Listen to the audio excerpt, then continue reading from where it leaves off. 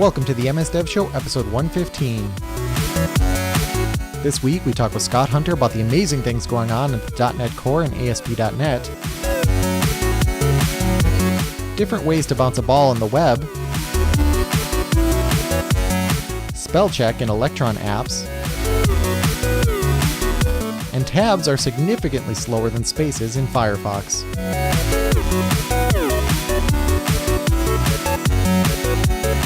This episode of the MS Dev Show is brought to you by Infragistics, providing tools and solutions to accelerate design, development, insights, and collaboration for any organization.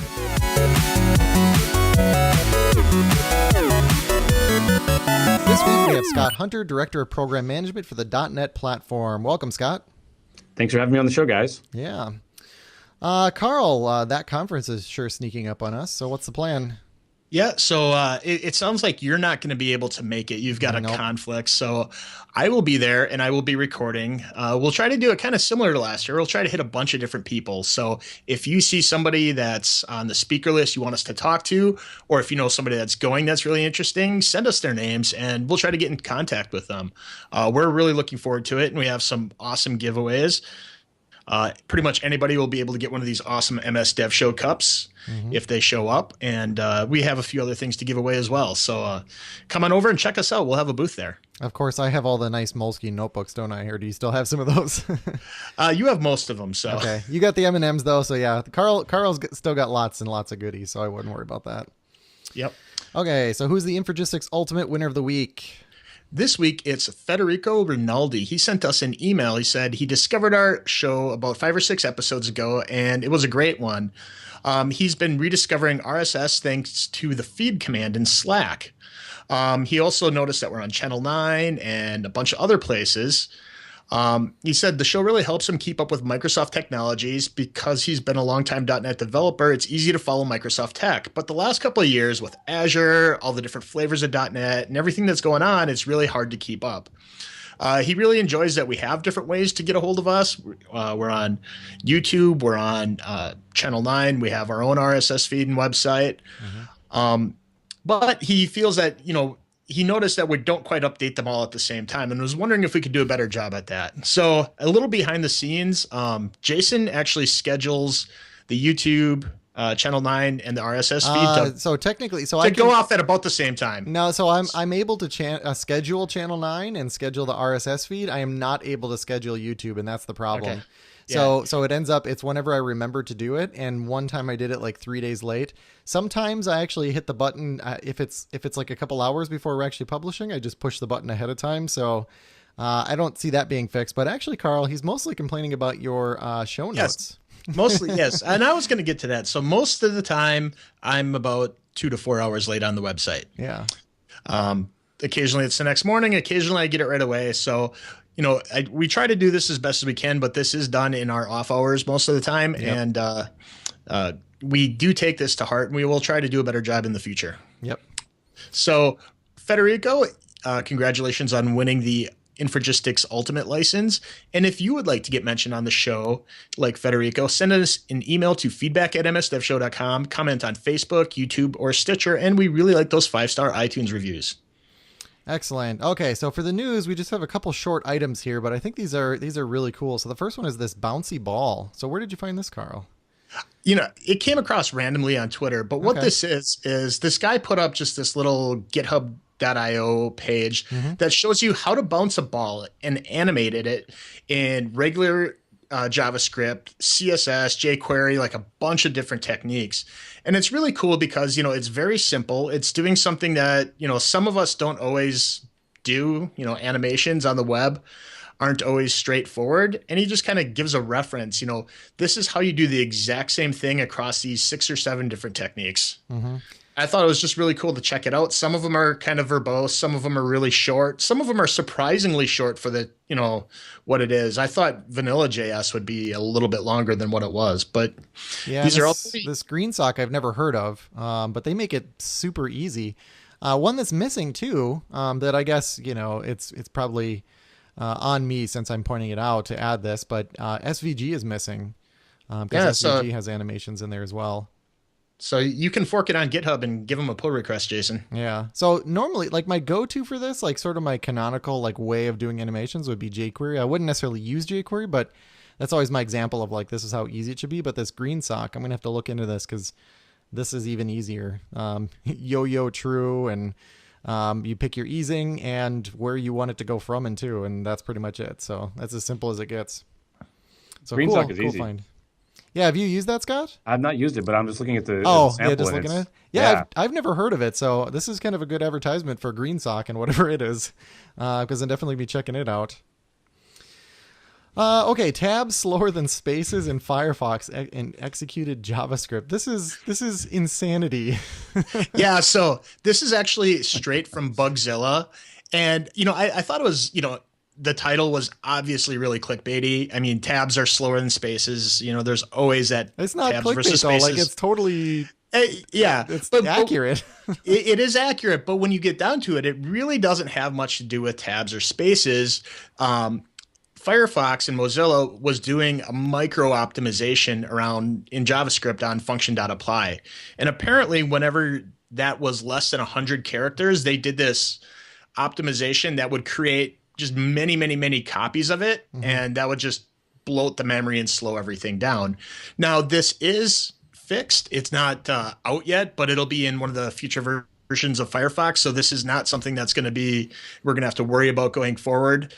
But I did think it was really cool. I read this entire chain here, and it was interesting, just seeing how somebody noticed it, put in a bug repo, and seeing it, seeing go through the stages, seeing the disbelief, and then everybody witnessing it for themselves.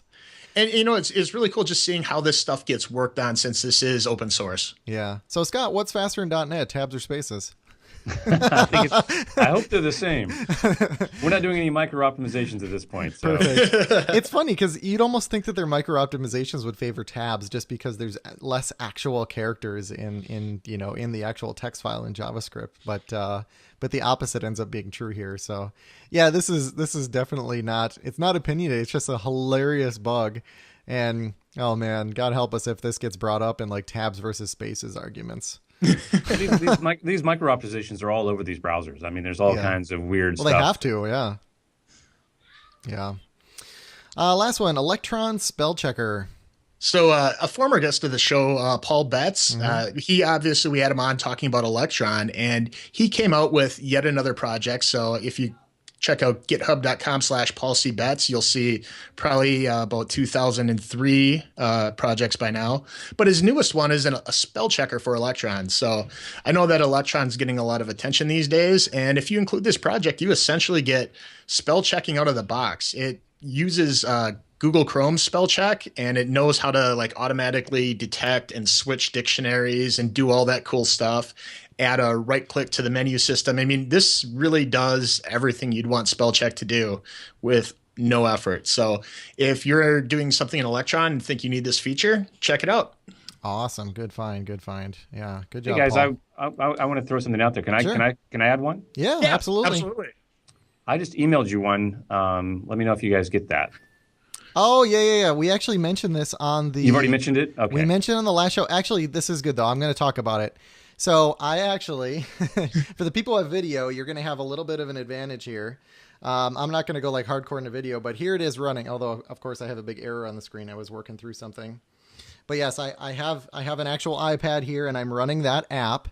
And this thing, the timing couldn't have been better on this, because what I found that this thing is great for, so I should back up and say what we're talking about. It's called Continuous. It's an iPad/iPhone app, although it's not that useful on the iPhone. It's super useful on the iPad, especially if you have a keyboard.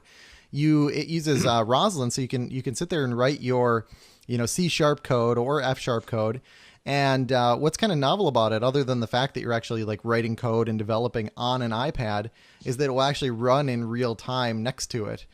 So there's some samples on there, like a Pong game, where you can modify the ball size, and like you type in a new ball size, and in less than a second, like the new version of the app is running, in the left pane, and you can sit there and actually play it. And then there's a button where you can actually expand it full screen and run it that way as well.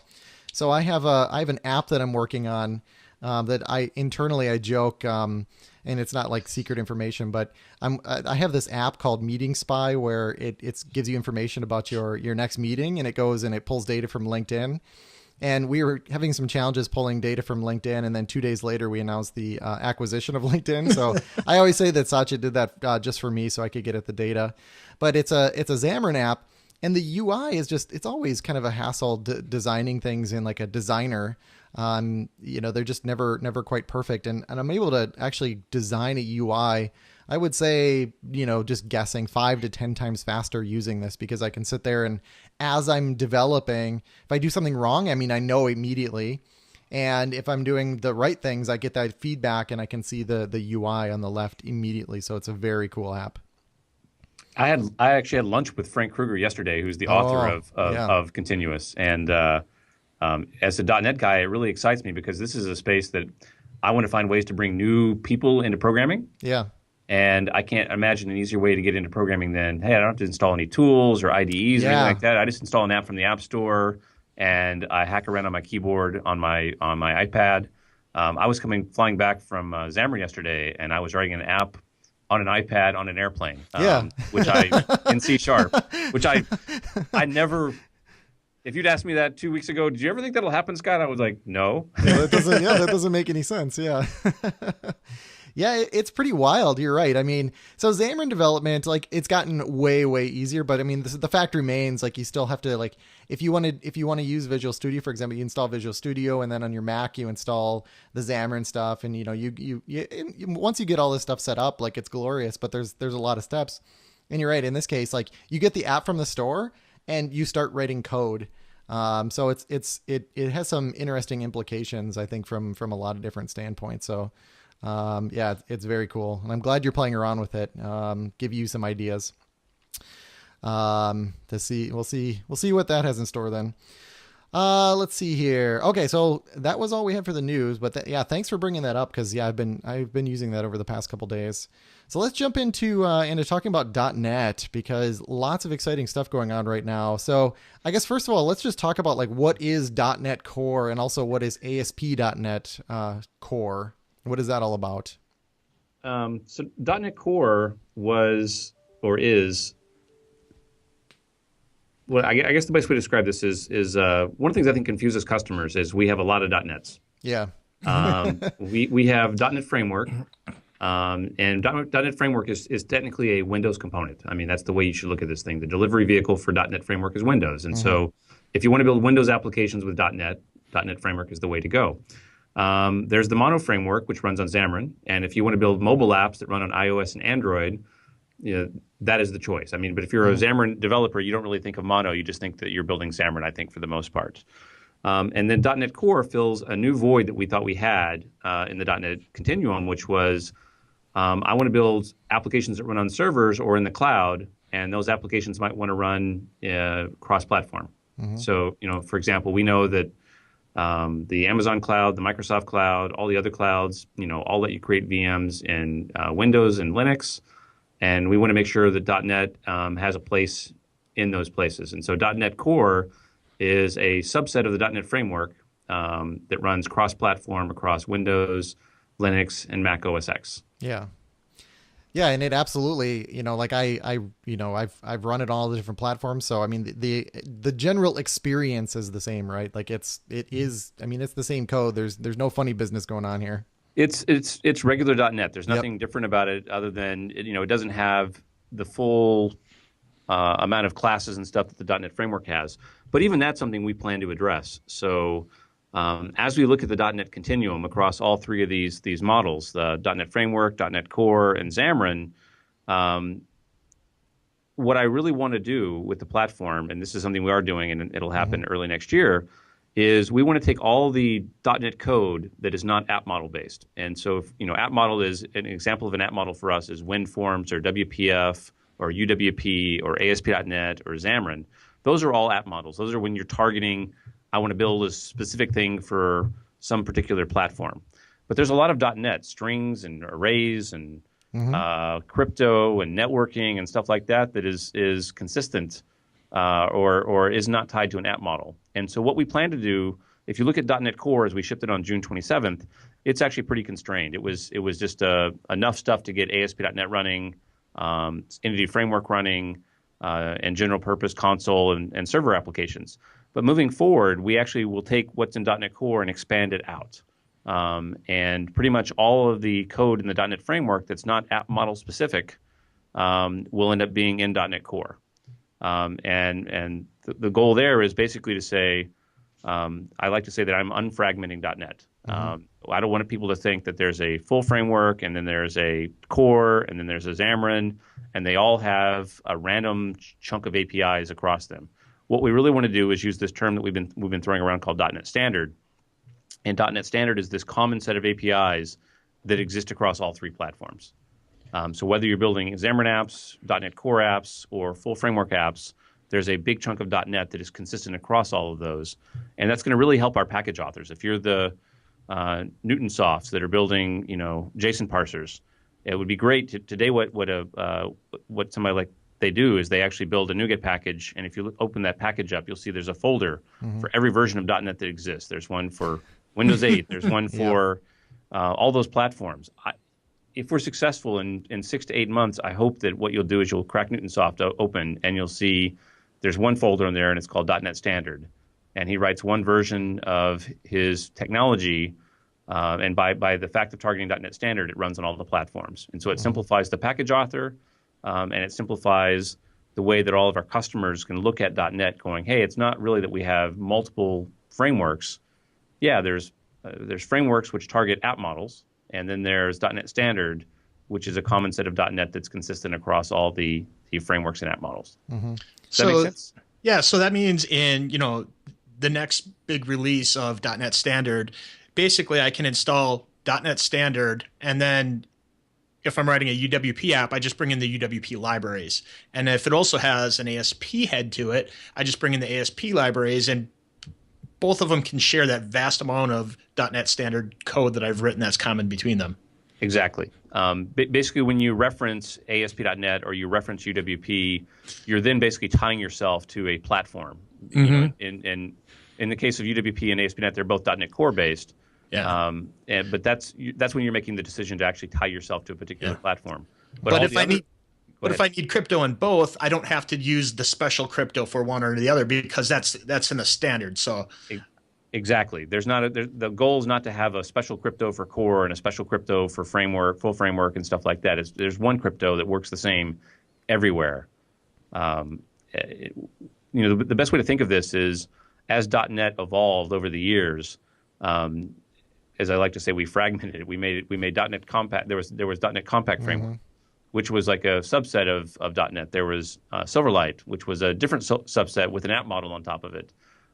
There was Windows 8, Windows 8 Phone. There was a variety of these things. Yep. And if you're a .NET developer, it's confusing because you might go to one of those platforms and try to use a crypto library, and it's like, hey, it's not on this platform. Exactly. And So first of all, thank you for .NET Core. But yeah, I wasn't going to say the S word unless you said it. So I remember when Silverlight first came out. So first we had, there was the .NET framework and things were good. And then I saw Silverlight and I'm like, oh, cool. Like all my existing stuff will work with this. And I wanted to create some unit tests and like you couldn't.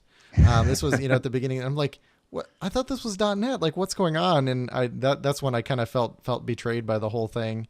So I really like where this is going. One question I do have is this .NET Standard. Does that get brought in as a NuGet or how does that come in? So .NET Standard will be in some ways it's a platform that you can target. Okay. So when you decide to build a class library, you can decide to build a class library that instead of targeting .NET Framework or .NET Core or Mono, what you do is you make your class library target .NET Standard. Okay. And you'll choose a version of .NET Standard. And right now, the .NET Standard that shipped with the .NET Core release was 1.6. And that's the fairly constrained one. We have a .NET Standard 2.0 that's tentatively scheduled to ship sometime early next year. And that's the one that will broaden the scope of .NET Standard to be all the APIs that are consistent across full framework, .NET Core, and Xamarin.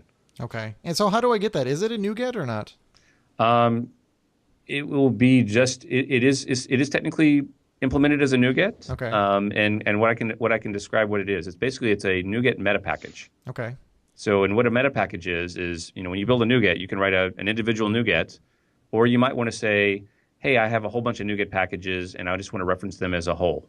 And so you can make a package that then references a bunch of other packages. This is very consistent today. I mean, if you're building anything today, you might actually have your package, take a dependency on another package.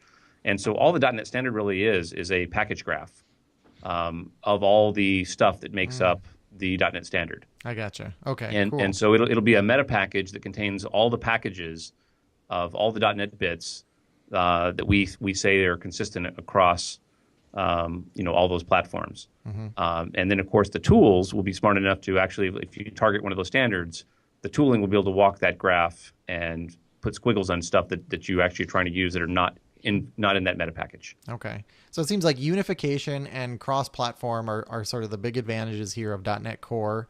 Is there anything else that you see as like a huge advantage now going forward with this path? Yeah, the other big benefit that .NET Core brings you, other than unification and cross-platform, is it also brings you side by side. One of the big challenges we have with the .NET framework today, this is what even led to the reason there's a .NET Core and the reason there's an ASP.NET Core, is the .NET framework. In fact, I'll just go back in time and tell you the true story. Is the ASP.NET team a couple years ago was looking at how to build the next generation of ASP.NET, and what we thought we would do is, to do a next generation ASP.NET, we had to go change what was there. But I can't change what's there, because if I change what's there in the .NET framework, it'll break all the existing applications. And so we actually put an effort together to see if we could actually take system.web and make it move out of band. Out of band means we can ship a copy of it that's not in the .NET framework and override the one in the .NET framework. We got to a point where we thought it worked, and it did work for runtime, but it would not work for design time, meaning that Visual Studio, when it booted up, it would load the system web in the .NET framework, not the special version that we had built as an OOB. And then trying to fix Visual Studio to load the OOB versus the one in the .NET framework ended up being way too large of a task. And so this is where this whole side-by-side notion comes into play. Is we were kind of trapped because we couldn't change the ASP.NET that was in the .NET framework, because if I did, I would break customers. But at the same time, I don't want to ship another version of .NET framework that has to sit side by side with the other .NET framework, because that ends up being a huge size on disk problem. If you're trying to build tablets and you're trying to build phones and all these things and Xboxes that all use the same version of Windows, people have to realize a .NET framework is a big thing. If you look at all just this, first off, there's the code on disk in the .NET folder, but then we actually create native images of those things. And so what looks like it might be 100 or 200 megs, actually after all the native images and stuff come into play, it ends up being a gig or a gig and a half. The Windows team wants to make Windows smaller, and so we can't go and throw a whole bunch of .NET frameworks on a Windows machine at a gig and a half a throw. And so that doesn't work. And so that's what led to doing .NET Core, which is, hey, let's go take a version of the .NET framework. Let's remove all the app models from it. So there's no WinForms, there's no WPF, there's no ASP.NET, there's none of that. And that is what the genesis of .NET Core is. And it ends up being that if you take all that other stuff away, .NET Core ends up being a 30 or 40 meg thing. And because it's a 30 or 40 meg thing, I can actually put a whole bunch of those side by side on a machine, and it's not a big deal. And so a big benefit of .NET Core is you could have one app on your machine using .NET Core 1.0.0, and maybe 6 months from now when we have .NET Core 1.1, you have that on your machine as well. If you install that on your machine, it doesn't change any of the other apps. The apps that are targeting .NET Core 1.0 will still use .NET Core 1.0.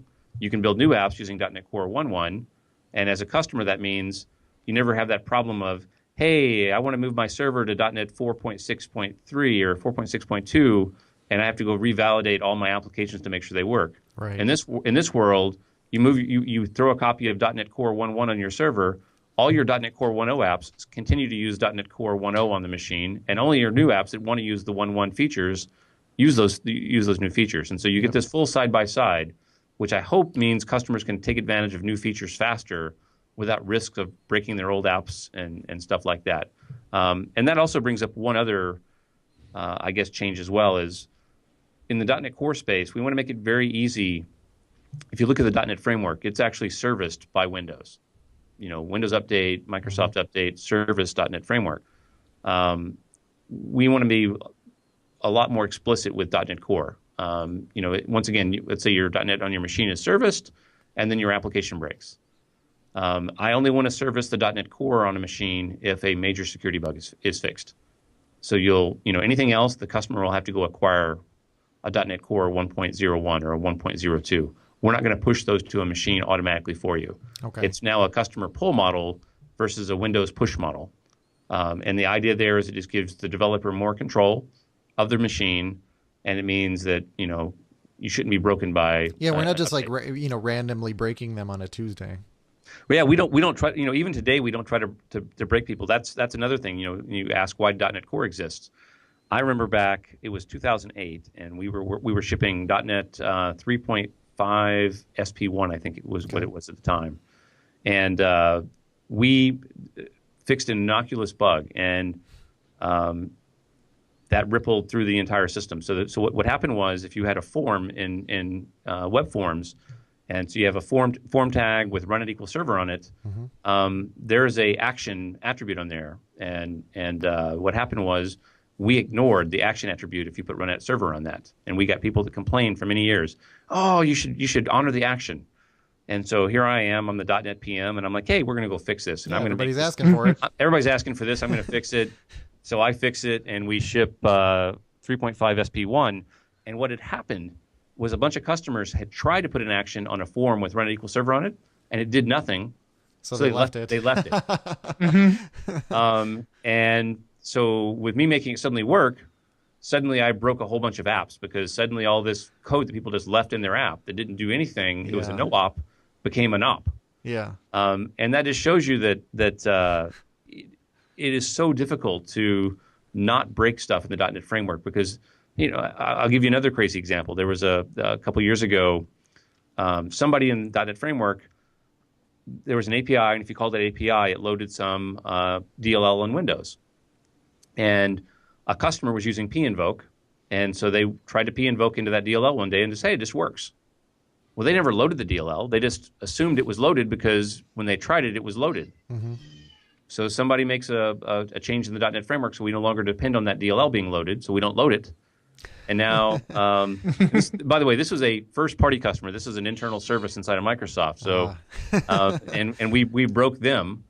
And it just shows you that even small innocuous changes, like not having a side effect of loading a DLL. Yeah, and without them even doing anything, right? So I mean, they're just, their service is running, and they're like, you know what, guys, like, and girls, don't check, don't do anything for the next couple days, because I don't know, 4th of July is coming up, right? And then all of a sudden it just breaks on them. Yeah, that's kind of a crappy situation. So now that's not going to happen, right? If they don't touch it, everything should be good, and then they can say, oh, you know what? We want this new feature, so we're going to bring it in. They can test it, and then they can roll it out when they want. Exactly. The goal is they have to decide when they want to opt in versus it being pushed on the machine as a patch. And these are just things that we learned over time. I mean, people have to realize the .NET framework is installed on over 1 billion machines. And so just think about the compat, trying to make sure that when you push a patch, even a security fix, that you don't break anything across 1 billion machines. Yeah. If it only affects 1 in 1 billion. Oh, wait, that's still going to break somebody. Dang it. Actually, I would take 1 in 1 billion. So if I only broke 1 in 1 billion, that's a success. But 1 in 1 million is still 1,000 people broken. Actually, they're not even people, right? These could be like important machines running important stuff, right? And so with .NET Core, we had a chance to split away from that model and go to a slightly different model. Excellent. Which I think is good there. Infragistics' ultimate UX and UI tools and enterprise mobility solutions, SharePlus and ReportPlus, enable high-performance apps on any device, faster data insights, simplified collaboration, and market-leading security, all backed by comprehensive support. With Infragistics' ultimate UX and UI development toolkit, you can ensure mission-critical applications delivering a superior user experience on the desktop, web, and native device environments for iOS and Android. With the latest BI tools, Wow your users with dashboards providing the data insights that they need when and where they need it, all at a low total cost of ownership. Try it today. Download a free trial at Infragistics.com and follow them for the latest updates in UX and UI development, reporting, and collaboration at Infragistics on Twitter. And remember, each week, if we pick your comment on the show, you will get a free copy of Infragistics Ultimate UX and UI Toolset. What is my tooling experience? So I know on Windows I can use, I call it now like Big Visual Studio. There's probably a better name for it, but just Visual Studio, quote unquote. Obviously I can use that. I can use VS Code. Can I use VS Code on all the platforms? Like, what does that all look like? Yeah, so the tooling, as we reimagined ASP.NET and we reimagined .NET, and we thought of the cross-platform aspect of things, that required us to think of tooling from a different direction first. Mm-hmm. So historically, we've always thought of tooling as a Visual Studio thing. That's what you do is you go and write a bunch of gunk in Visual Studio to make it support your platform. As we started reimagining things, we said, hey, we're going to be command line first. So we have I hate the fact that we named this thing and we actually call it, but it is what it is, I guess. We have what we call the .NET CLI, and so that's the .NET command line interface. And that's a series of commands that you can run that work everywhere. So the .NET CLI runs on Windows, Mac, and Linux.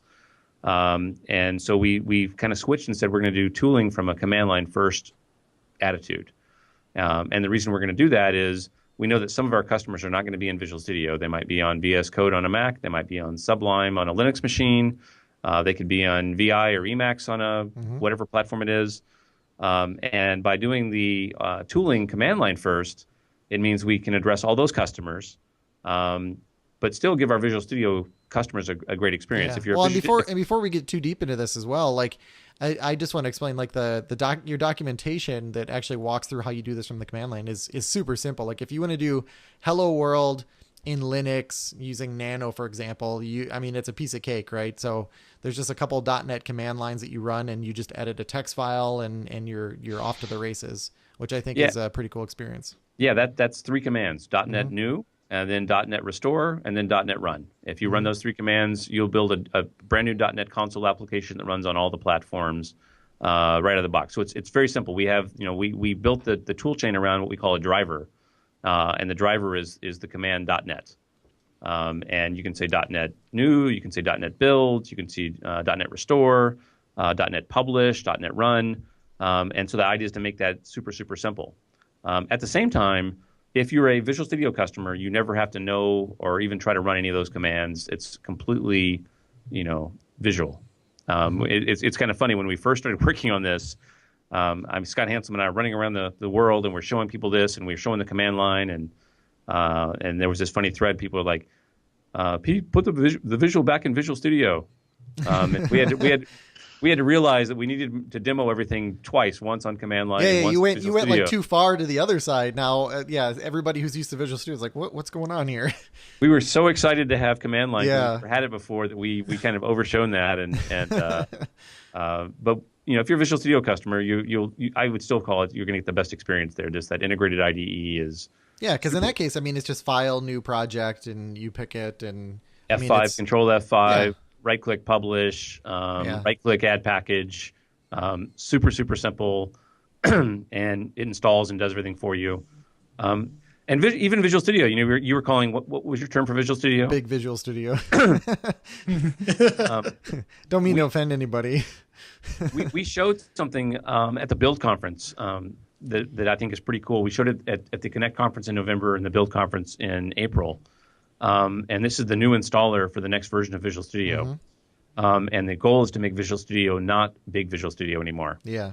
Part of the reason Visual Studio is so big is when you run Visual Studio installer, it installs, all the stuff to build all types of different workloads.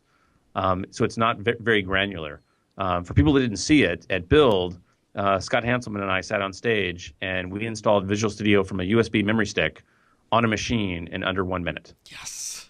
And trust me, if you've installed Visual Studio today, it is not a 1 minute scenario. It's more like a 30-minute or 45. Yeah, like I this is gonna sound really terrible, but we're among friends, and now now this is getting fixed. But I would actually, like on a new machine, I'd have like my Surface or something, which is pretty powerful, but I already have Visual Studio installed on a whole bunch of machines.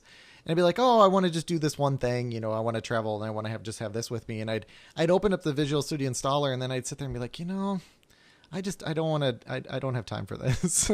so I'm just like, I'm going to install Visual Studio Code because I know that it takes 30 seconds and it's going to take up like zero, because the space honestly isn't like a huge issue. I mean, when you get up to like 30 gigs, excuse me, that ends up being an issue, but space these days is pretty cheap. It's more about the install experience and then also running the updaters and those types of things. Right. And so the reason that Visual Studio can install so much faster is because we've made it way more granular. Mm-hmm. So in the case of the next Visual Studio, if you just say you want C#, and you could actually say you want C# and you want C# for web. You wouldn't get WinForms or WPF or VB or anything else. You'll just get what you actually ask for. And so that's really the reason we can make it install so much faster is because it's way more granular. I mean, today, just saying you want .NET, means, God, you can build everything with .NET. You can build phone apps, you can build UWP apps, you can build. It's just not granular enough. Yeah. And the phone emulators, 15 gigabytes. And it's like, wait a second, I'm not writing for phone. Exactly. So you're gonna have a very it's gonna give you a couple of choices for workloads. You check the workload that you want, and it's just gonna install stuff for that. But if you want to go more granular, you can go check on or check off pretty much anything you want. And then another cool aspect of the new installer that's coming out is it also moves away from using MSIs and registry for a lot of stuff, which means if you want to go delete a Visual Studio, you just go nuke the folder. Really? That's awesome.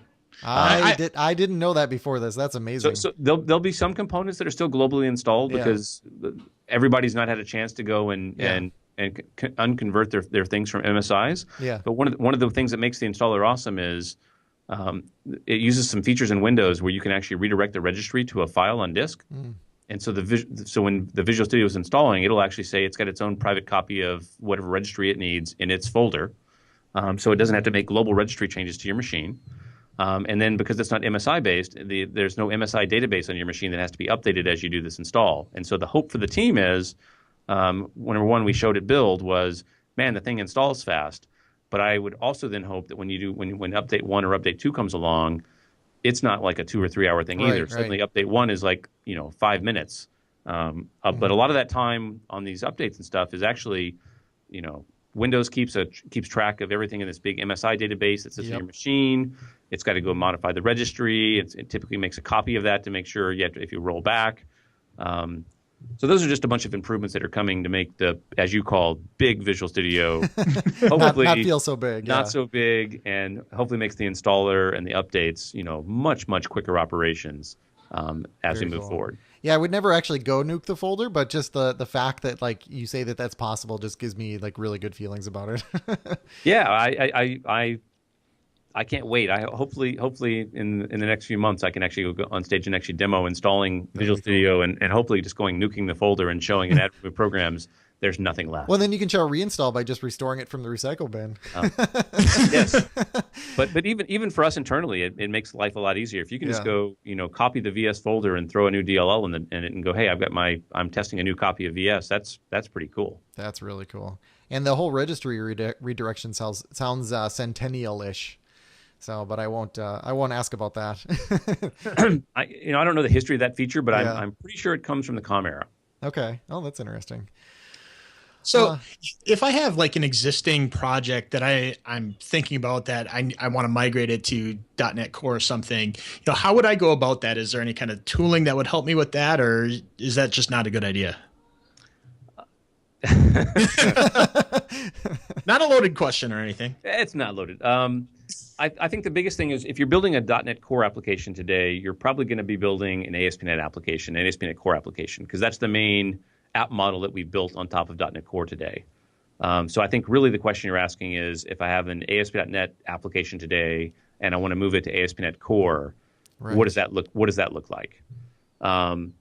And there is no magic wand that you can wave over that will automatically convert your application. That said, MVC is, ASP.NET MVC is very similar to the ASP.NET MVC that we shipped before.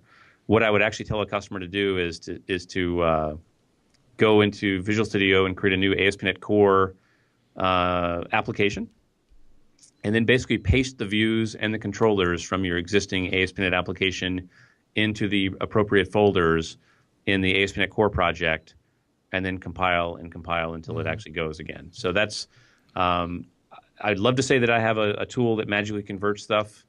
Well, I think I heard somewhere that there's not a tool that'll do the conversion, but a tool that'll tell you if you're using like any API that's not available or something. Yes, there is a tool, and I can send you guys the URL offline. I don't have it in front of me right now, but there is a tool today that will tell you you run it against your existing application. It'll tell you what APIs you're calling that might not exist in .NET Core today. I don't want to push that tool super hard right now because I was just describing earlier that a whole bunch of those APIs are going to come back, and so you might find that. Here's what I would tell a customer: if the main reason to think about using .NET Core today is probably because you need one of the big benefits of .NET Core that might affect you. The big benefits of .NET Core that might affect you today are you need to run your application on Linux, or you want to develop your application on a Mac. That's probably one of the big things that would strive to get you to use .NET Core today. Is I need cross-platform support, and that's something that might cause you to want to port to .NET Core. You might ask yourself the same question, like, why is Microsoft pushing Linux, and why would you be doing that? Well, I'm sure you guys have heard Docker and containers is this super popular model that's kind of come into play today. And the Windows team with Windows Server 2016 is adding container support to Windows, but it's not there yet. And so I have a lot of customers in my world that said, hey, we want to go build applications in containers on .NET. How do I do that? .NET Core is your way to do that today. And so I think right now, if you're a customer, cross-platform and containers are probably the two big reasons you might want to look at .NET Core. And that's to me would be your decision maker is, do you want those capabilities? And if so, you should move to .NET Core. ASP.NET Core, which runs on .NET Core, also runs on full framework. So if you want to take advantage of the new capabilities of ASP.NET, you don't have to move to .NET Core necessarily to do that. Good to know. So you can take your ASP, and so then the question might be, well, why would I want to migrate from ASP.NET to ASP.NET Core? And there's a variety of good reasons to do that. ASP.NET Core is basically the next generation of ASP.NET. And as we mentioned at the beginning of the call, when we started this project a couple years ago, I couldn't make the changes in System Web that I wanted to make. And so I had to go make a breaking change to do that because I just couldn't fix that without breaking compatibility. And so what are the key tenets for ASP.NET Core? One of the key tenets of ASP.NET Core is, if you go back in time, in 2002 when we built ASP.NET, our real goal there was to make it easy for customers to move from desktop to web. And so we built this framework that basically had everything turned on by default to make it easy to move. You didn't have to turn anything on. ASP.NET Core takes a totally opposite approach, which is we're going to give you the minimal amount of stuff to run a web application, and you opt into everything that you want, because you might have one customer that just wants to run an endpoint a single endpoint that returns JSON. They don't need routing. They don't need model validation. That was one of my biggest complaints. So I am so happy right now. Yeah, so we made it. In the old ASP.NET, everything was on by default, and some of it you could never turn off. You could turn some modules off and some stuff, but it was not able to. Well, I would always go through, like, I'd want to create like a simple web API. I would, in Visual Studio, I'd set it up and it would go blah, right? And then I would go through and I would sit there and delete.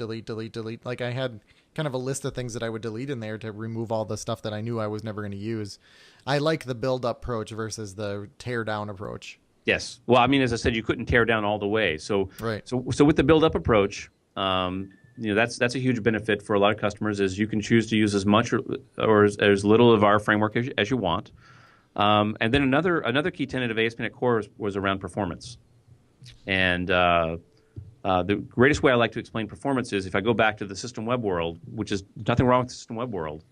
When it was built as to have compatibility with ASP.NET Classic, or ASP Classic. Yeah. Which was the predecessor to ASP.NET. Yep, I remember those days. And so we had these objects in ASP Classic. There was a request object, a response object, a server object. we mimicked all those things when we built ASP.NET. So to make it easy to move your code over. Well, if you move to today, those objects are 30K. So every request coming into ASP.NET was 30K. The best way to make the framework go faster is to allocate less memory, and you go faster because the garbage collector doesn't have to work as hard. We don't have to allocate as much memory. And so in ASP.NET Core, that shrinks, from 30K down to like 1 or 2K, which is 28K less per request. Yeah. Which is where the perf comes into play. And so one thing that I hope all people that listen to this realize, because we were just at some customers just this last week and they weren't aware of some of this stuff, is even though I talk about this all the time, there's this Tech and Power benchmark, and we are about number 8 on that benchmark. And our competitors like Node.js and stuff are like number 60 on those benchmarks. So we are a very, very fast framework. I've been trying to get that message up for a long time and I think I even talked to you about it, I think a couple of years ago, because I was always saying, I actually talked to developers that were switching to Node just because they're like, well, I heard Node is really fast. And I'd say Node, and I've said it on this show many times, Node isn't fast. The fact that they do everything async and they force you into these patterns is why it's so much faster out of the box. And if you do the same things, even in ASP.NET MVC, if you follow those async patterns and you do it that way, the numbers are amazing on that. And now with you guys really slimming down, some of the memory requirements and things like that, I mean, you can get insane performance out of this. Yeah, you can. On our internal hardware, we're getting over 5 million requests a second. Compared to on system web, we were getting about 100,000 requests a second. Yeah. So I mean, it's an order of magnitude different. Yep. But I think the reason that Node felt that way, I think also Node has that same notion of build up. Yeah. Where you start with nothing and you just add stuff to it. And, we find that once you go add a bunch of frameworks on top of Node, you start with Express as a routing framework, and then you go add an MVC pattern on top of that. And then authentication and, Yeah, once you build all that stuff up, you slow the whole stack down. So it's but being very modular and core buildup was a huge part of ASP.NET Core. Then a whole bunch of other things came into play as well. Is rethinking the framework. We rethought configuration. Configuration historically was a text file. We saw lots of problems with how do you override your configuration when you move it to a cloud. Really what you should be doing is you should be configuring the cloud in the cloud. And so we have a new configuration model where you can use environment variables and stuff like that map better to the cloud. So there's a brand new configuration system. Logging was something that what System Web had okay, I guess. MVC had less. Logging is now built in as a low-level component all the way in the bottom of ASP.NET, and it flows all the way from if you're a small doing nothing all the way to full MVC. You get logging all the way through the entire platform. We did dependency injection, which flows through the entire platform. There was plenty of people that bolted dependency injection on top of the old MVC and the Web API, but MVC and Web API themselves weren't using dependency injection. And now, because we built it in the bottom of the platform, even our own frameworks are built using dependency injection. So one of the demos you might have seen is us using controllerless controllers, because you basically can inject the stuff you want into the controller. Another key tenet of probably my favorite ASP.NET Core feature is tag helpers, and that was in 2010 we started working on Razor, which was we had this ASP colon syntax that we'd been using in System Web for many years, and we wanted to make the syntax simpler and have less ceremony around it. So we were counting how many keystrokes you had to write to do stuff, and we created this Razor this Razor thing, which felt like it was better. And I think Razor was a good incremental change, but Razor also made things harder as well, because with Razor, even though you got this simpler @ syntax, if you were using some of our HTML helpers and you wanted to go inject CSS and stuff in that, you did that by passing an anonymous object to a helper. I'm passing CSS via a C# anonymous object just doesn't compute in my head. And so we were looking at markup of taking a ASP.NET application and adding Angular JS to it, and God, all the CSS that we had to stick in these anonymous objects and stuff like that, suddenly your page was just piles of weird C#. Right. And so with tag helpers, the goal is to get back to having your HTML look like HTML. And so in our new world, everything is just attributes. So you just write attributes, and if you put a ASP4 attribute on a regular HTML element, then we take over and do some server-side processing on it. It was very similar to the way the directives worked in Angular 1. But it makes the markup on the pages just look phenomenally awesome. That's cool. I haven't even looked at that, so I'm going to have to check that out.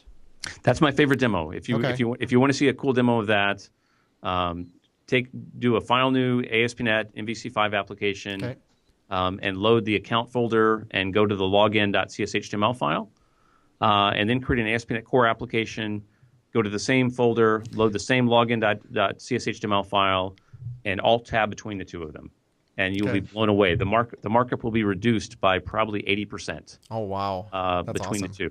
Okay. And if you're an HTML CSS guy, you will actually understand the one in ASP.NET Core, and you'll have no idea what the hell's on the screen in the one in ASP.NET 5. Okay, very cool, very cool. So we talked about tooling, and one of the questions I wanted to ask was like, how do I get this thing? But one thing we didn't really dive into was the tooling, like on Mac and Linux. I mean, obviously you can use the command line, but what about, so I can kind of tell you my experience. So on a Mac, I go on there, I already had Visual Studio, VS Code installed. And I started doing some .NET Core stuff, and it basically like popped up saying, hey, you should install this SDK. I don't know, I pushed a button, some magic happened, and a minute later, like I had full IntelliSense, and everything was just amazing. So I don't know if you want to talk about that a little bit or explain what that experience is like. Yeah, so if you are on a Mac or Linux or even Windows, I mean, this works on Windows as well. Yeah. Visual Studio Code has a extension model. Mm-hmm. And so the goal with Visual Studio Code is to have a super lightweight, small editor. And unlike the Visual Studio model, which we're now unwinding, and as we talked about earlier, with VS Code, it starts small, kind of like ASP.NET Core starts small. Mm-hmm. And then you add the extensions that you want. And so the experience that you saw was, if you opened a C# file, it noticed that there was no extension loaded for C#, and it went out and found one. I don't think that behavior actually exists anymore. You now have to manually install the extensions. And I think the reason that exists is because if there's multiple C# extensions, which one does it decide to auto-load? Okay. Because VS Code, at least when I looked at it just the other day, like it has this suggested add-ons, and I think it's still listed in there. It will list us because the C# extension is the number one extension for VS Code. It's the most popular extension with hundreds of thousands of downloads. So it's super popular. Mm-hmm. But yeah, the experience honestly is, first off, we have a new website. You can go to, if you're a .NET customer, what you do, or you want to try out .NET, you go to dot.net. So .NET. You figured out how to say that easily, because that's the thing. Like whenever you see it written, it's perfect, and then you try to tell somebody like it's .NET, and it's like, yes, wait, what? Best way to do that is so dot.net. Okay, and that will work for you. But you go there and you click the Get button on Core in the middle of the screen. Yep. And that will give you instructions on how to install Core on all the platforms. Very, very simple. After that, you can install Visual Studio Code, and you'll load up the extension manager in Visual Studio Code and install the C# extension. And once you do that, as you said, you will get full IntelliSense, you'll get full colorization, you get full debugging, all inside of Visual Studio Code. So you get a pretty dang good experience for building applications. And that tooling is powered by an open source project called OmniSharp. Mm-hmm.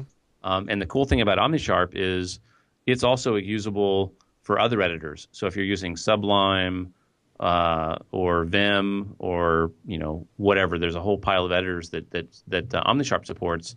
You can get colorization and IntelliSense. Oh, that's cool. I didn't know that. In all those editors as well. So it's not limited to just being VS Code. Now, you won't get debugging and stuff like that. So the debugger and stuff like that is stuff that's specific to our C# extension that we built for VS Code. But you can get a pretty decent experience. I mean, no better experience you would get for any other language in Vim or VI or Sublime. Okay, very cool. Anything else you wanted to mention? Otherwise, I think we're going to move on. What do you have next? So Carl has a dev tip of the week, apparently. Yes. So there's a website you can go to, IDE1.com. So IDEONE. And what this allows you to do is you can actually write code in over 60 different languages and just kind of hit run in your browser, and you'll be able to interact with it. See if it runs. You can have input into that. And I was playing around with it, just testing my skills with some of the different languages, and it's a lot of fun, and it's really good. If you have a snippet that you create, it generates a unique URL, so you don't have to log in or anything, and you can just pass that URL to somebody else if you want to just share a code snippet or explain to somebody how a certain small feature works. It's a pretty fun little site for that. Cool find. Okay, Scott, so we play this funny little game on here. It's a game for kids, but, we're all kids at heart. So I need you to pick a number between 1 and 4 inclusive. 3. 3, okay. Would you rather be a big, slow bird or be a fast little fish? Fast little fish. Really? Okay. You like the water? I do like water, yeah. Okay, Carl, pick a number. I'll take 4. Number 4. I like how more complicated this one is. Would you rather lick the head of a bald football player after a sweaty game or lick the whole top of a car hood that hasn't been washed in a month? I won this one already, so I'm...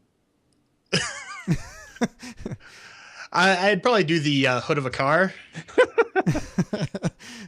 What would you pick, Scott? I know you're dying to answer. I would take the hood of the car in that case. Yeah. Washed in a month. So that's basically like my car right now. Hey, in Seattle, it'd be fine because it rains often enough that the car is going to be in pretty good shape. I actually had it under a roof, so it is kind of disgusting right now, which is such a shame. Yeah. Anyway, we'll move on. So Scott, I guess two things. Like where can people find out more about .NET Core, and where can people find you? So actually, you mentioned .NET Core. It's .NET Core. dot.net is the best place to go to Yeah. for .NET Core. And there's one thing that I didn't mention that's kind of Sure. cool on the page. Since we're on the call together, you guys, I challenge you guys, open your browser up and go to dot.net Yep, I'm there. and scroll down to start coding. Oh. So So it's you don't actually- even need IDE1. You can go straight to .net. Yeah, what the Yes. heck, Carl?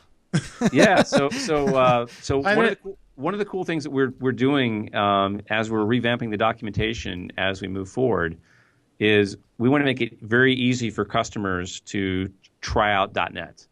And so if you just go to dot.net and scroll down, there's actually a window where you can actually write .NET code and run it live Is this in the using browser. Monaco?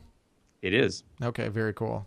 That's And- pretty cool. Yeah. And then, it will run your code. And if you click go to the full tutorial, there is a full C#, getting started with C# tutorial. And you can actually even tell it what your preferred development tool is, VS Code or VS or command line. You can tell it what your previous language experience is, JavaScript, Java, C++, or Visual Basic 6. And as you go through the tutorial, it will then give you hints. Like in JavaScript, you would have done this. This is what it would look like in C# as you move through. And as you go through the tutorials, you can actually try the code live in the page. You need to great move that to the resource. top of the page. That's the only thing I could say about that. This is fun. Yeah, it's very cool. And then where can people find you, Scott? You can find me at Twitter. I am at CoolCSH. Okay. And people always ask, how did you come up with that crazy at CoolCSH? Yeah, CSH, is that C# or not? That is Carl Scott Hunter, which is my full name. Okay, I wondered if it was going to be your name, or if it was, that's what I thought originally, and then I'm like, wait, that could be like C#. Every flavor of Scott Hunter was taken, or every version of my name was taken so many billions of times over already by 2008 that I just took my initials and I put cool in front of them. So it's at CoolCSH. Find me on Twitter there, and check out dot.net. That is cool, and you are cool. Okay, Carl, where can people find you? You can find me on Twitter at Carl Schweitzer. And you can find me at ytechie.com or on Twitter at twitter.com/ytechie. So Scott, thank you so much for coming on the show and talking about .NET Core. This is super exciting, very cool stuff. Thanks, guys.